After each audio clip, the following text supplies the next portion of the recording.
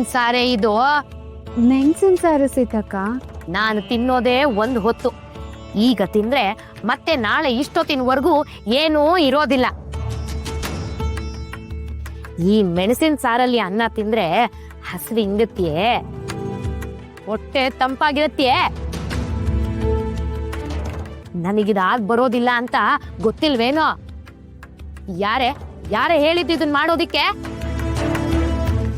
ಕೋಪ ಮಾಡ್ಕೋಬಿಡಿ ಅತ್ತೆ, ನಾವೇ ಹೇಳಿದ್ದು. ನಿಮಗ್ ಸೇರ್ಲಿಲ್ಲ ಅಂದ್ರೆ ಮೆಂತ್ಯ ಹಿಟ್ಟು, ಚಟ್ನಿ ಪುಡಿ, ಉಪ್ಪಿನಕಾಯಿ ಇದೆ. ಅದೆಲ್ಲ ಇದೆ ಅಂತ ನನಗ್ ಗೊತ್ತಿಲ್ವೇನೆ? ಉಪ್ಪಿನಕಾಯಿ ಊಟ ಆಗತ್ಯೆ. ನಿಮ್ ಕೈಲಿ ಆಗೋಲ್ಲ ಅಂತ ಹೇಳಿದಿದ್ರೆ ನಾನೇ ಏನಾದ್ರೂ ಮಾಡ್ಕೊಂಡು ಸಾಯ್ತಿದ್ದೆ. ಯಾಕೆ ಸೀತಕ್ಕ ಹಾಗೆ ಮಾತಾಡ್ತೀಯ? ನೀನ್ ಹೇಳಿದ್ದನ್ನ ಯಾವತ್ತಾದ್ರೂ ಅವ್ರು ಮಾಡಲ್ಲ ಅಂತ ಅಂದಿದಾರ? ಸ್ವಲ್ಪ ಹಕ್ಕಾಯಿರಿ ಸೀತಕ್ಕ, ಕಣ್ಮುಚ್ಚ ತೆಗಿಯೋಷ್ಟ್ರಲ್ಲಿ ಹುಳಿನೋ ತವ್ವೇನೋ ಮಾಡ್ಕೊಂಡ್ ಬರ್ತೀನಿ. ಏನು ಬೇಕಾಗಿಲ್ಲ ಬಿಡೋ, ಇದೇ ಸೇರ್ದಷ್ಟು ತಿಂದ್ರೆ ಆಯ್ತು. ಹಸುವಾದ್ರೇನು ಸತ್ತೋಕ್ಕೇನೆ. ಯಾಕೆ ಸೀತಕ್ಕ ಹಾಗೆಲ್ಲ ಮಾತಾಡ್ತೀಯ? ನೀನ್ ಯಾಕೆ ಹಸ್ಕೊಂಡ್ ಮಲಗ್ಬೇಕು? ಏನ್ ಬೇಕು ಅಂತ ಹೇಳು ಸೀತಕ್ಕ, ಮಾಡ್ಕೊಡ್ತಾಳೆ. ಕೋಪ ಮಾಡ್ಕೋಬೇಡಿ ಅಮ್ಮ.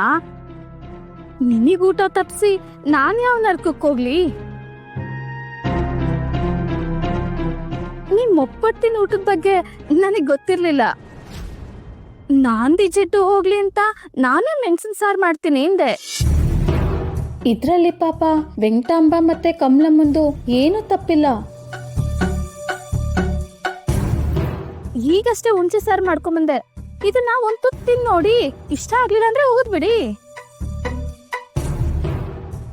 4 ಹೆಜ್ಜೆ ಅಂಗಳದಲ್ಲಿ ಅಡ್ಡಾಡಿ ಬರೋ ಹೊತ್ತಿಗೆ ನಿನ್ಗೆ ಇಷ್ಟವಾದ ಕೂಟು ತಂಬುಳಿ ಮಾಡಿ ಬಡಿಸ್ತೀನಿ. ಆಗ್ಬೋದಾ? ಹಾಗೆ ಬಡ್ಸೋ.